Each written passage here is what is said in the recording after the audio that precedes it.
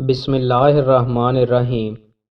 رسول اللہ صلی اللہ علیہ وآلہ وسلم نے ارشاد فرمایا، جب تم میں سے کوئی تشہد پڑھ لے تو 4 چیزوں سے اللہ کی پناہ طلب کرے۔ اے اللہ، میں جہنم کے عذاب سے اور قبر کے عذاب سے اور زندگی اور موت میں آزمائش سے اور مسیح دجال کے فتنے کے شر سے تیری پناہ میں آتا ہوں۔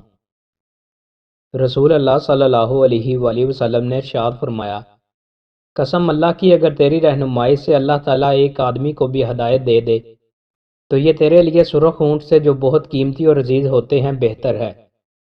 رسول اللہ صلی اللہ علیہ وآلہ وسلم نے ارشاد فرمایا، انسان اپنے محبوب ساتھی کے دین پر ہوتا ہے تو تمہیں چاہیے کہ غور کرو کس سے دوستی کر رہے ہو۔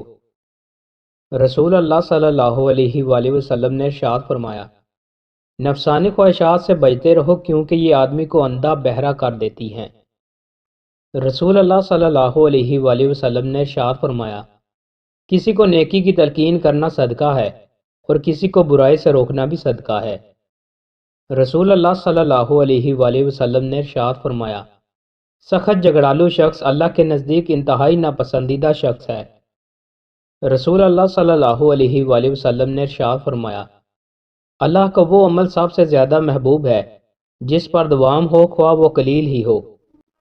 ایمان کا ذائقہ چکھنے والا۔ رسول اللہ صلی اللہ علیہ وآلہ وسلم نے ارشاد فرمایا، 3 کام ایسے ہیں کہ جو شخص ان کو کرے گا ایمان کا ذائقہ چکھے گا۔ صرف اللہ کی عبادت کرے اور یہ عقیدہ رکھے کہ اللہ کے سوا کوئی عبادت کے لائق نہیں، اور اپنے مال کی زکوٰۃ ہر سال اس طرح دے کہ اس کا نفس اس پر خوش ہو اور اس پر آمادہ کرتا ہو، یعنی اس کو روکتا نہ ہو۔